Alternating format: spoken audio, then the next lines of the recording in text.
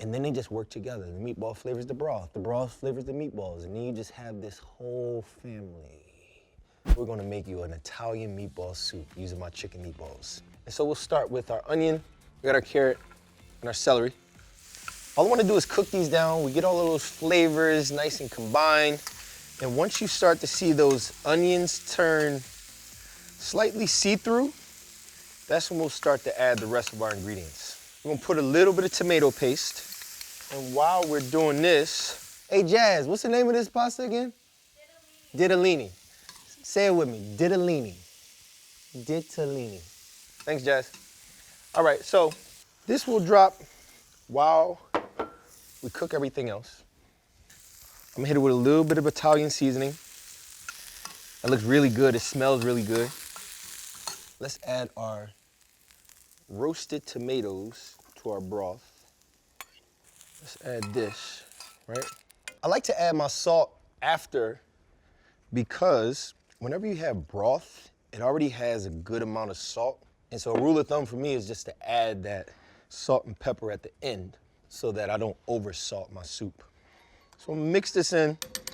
We'll put 1 bay leaf, let all of that stuff marinate together. And now I'm just gonna test my pasta. I don't wanna overcook that pasta. I want it to still have a little bit of bite.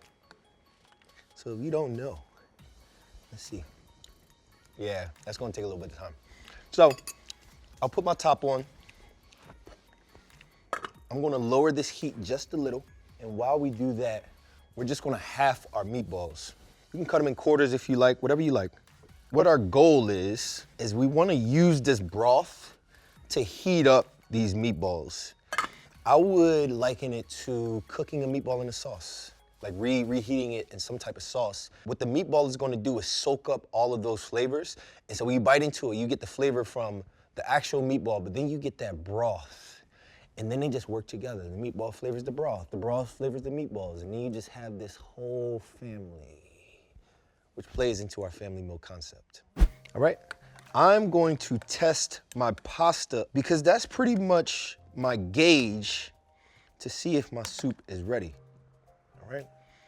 That's a lot of soup and this is mad hot, so bear with me while I blow on this for a little bit.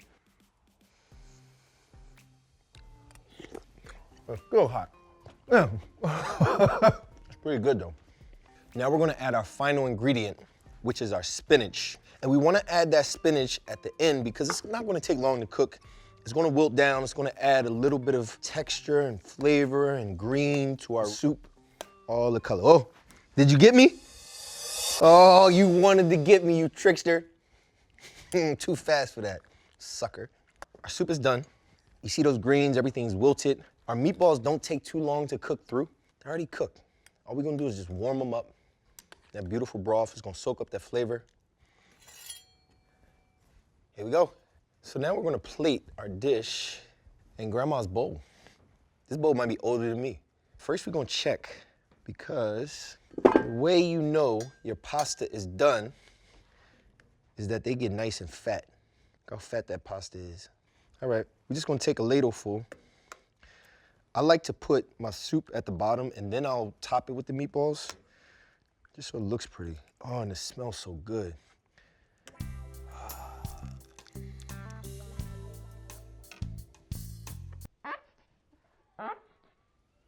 That smells delicious. Fill our bowl up. And then I'm gonna hit the top with those meatballs, boom. To finish this soup off, I am going to grate a little bit of Parmesan cheese. I'm gonna go ham. Cheese. Cheese, cheese, cheese, cheese, cheese, cheese, cheese. Boom. This is our meal for one. Hey Jazz, what's the name of these noodles again? Ditalini. Ditalini. So we've got our ditalini pasta. We've got our Italian meatball soup using our leftover chicken amazeballs meatballs. And then we've seasoned it with a little bit of fire roasted tomatoes. We got some Italian seasoning in there, and this thing is going to be mad good. You're not gonna get on my shirt. I know what you wanna do, sucker. Round two. No sauce on my shirt. All right.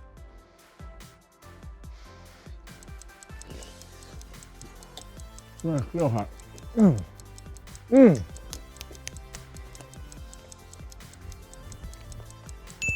Damn, that's good. Oh man, that broth is nice and light. The tomatoes come through. That fire roasted tomato does something for it. I wouldn't use a regular tomato. I would use the fire roasted, especially since we're not going to be able to cook it for a long amount of time. But 20 minutes and this soup tastes like it took 20 hours.